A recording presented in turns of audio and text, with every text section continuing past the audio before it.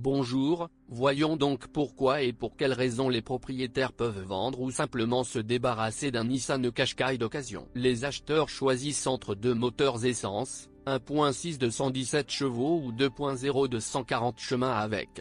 Les conceptions des moteurs sont identiques, donc les bobos sont fréquents. Les supports moteurs arrière et supérieur durent déjà longtemps, soit 90 000 km.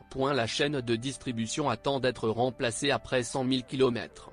Les joints et l'antigel fuient. La pompe à carburant est obstruée. En général, les moteurs sont considérés comme sans problème. Les boîtes de vitesse du modèle sont fiables, même la CVT, ce qui en effraie plus d'un. Mais il n'est pas nécessaire de le contourner.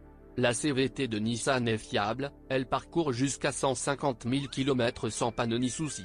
Avec un entretien approprié, la durée de vie passe à 200 000 km.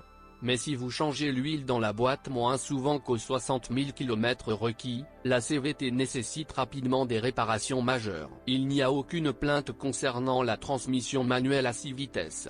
Pour prolonger la durée de vie d'une transmission manuelle, il suffit de changer l'huile régulièrement.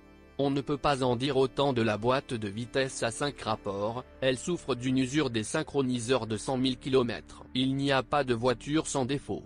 Même le Nissan Qashqai s'est sali sur certains composants structurels. Voyons ce qui ne va pas exactement et découvrons si cela vaut la peine d'acheter un Nissan Qashqai. L'insonorisation n'est pas le point fort de la marque Nissan. Tous les modèles souffrent de moteurs trop bruyants. Les voitures équipées d'une CVT sont encore plus bruyantes. Vous pouvez entendre le sifflement de la CVT. À des vitesses supérieures à 100 km/h, vous n'entendez pas vos interlocuteurs. La carrosserie est bien assemblée, mais des matériaux bon marché ont été utilisés pour la finition. Le cuir des sièges, du volant et du levier de vitesse s'use rapidement, et le chrome et le plastique des boutons et des bouches d'aération s'écaillent. Lorsque de la saleté pénètre à l'intérieur des portes, les lèvres-vitres se bloquent et les mêmes problèmes se posent avec le toit ouvrant. Il peut être traité par un nettoyage régulier pour éviter la surchauffe du moteur. Il n'y a pas de voiture sans défaut. Même le Nissan Qashqai s'est sali sur certains composants structurels. Voyons ce qui ne va pas exactement et découvrons si cela vaut la peine d'acheter un Nissan Qashqai. L'insonorisation n'est pas le point fort de la marque Nissan. Tous les modèles souffrent de moteurs trop bruyants. Les voitures équipées d'une CVT sont encore plus bruyantes. Vous pouvez entendre le sifflement de la CVT. À des vitesses supérieures à 100 km/h, vous n'entendez pas vos interlocuteurs. La carrosserie est bien assemblée, mais des matériaux bon marché ont été utilisés pour la finition.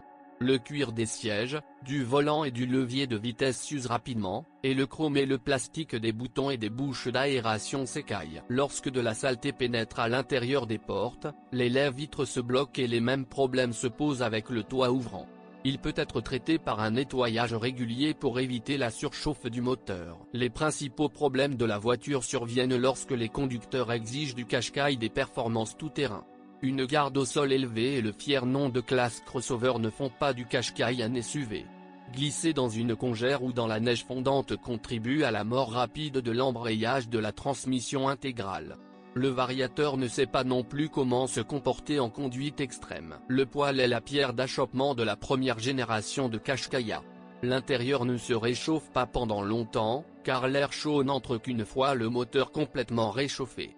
Une résistance du moteur de chauffage et un relais de ventilateur cassé sont appelés l'une des principales plaies du Qashqai. La suspension sur tous les niveaux de finition est indépendante et rigide. Il n'est pas du tout adapté à une utilisation tout-terrain.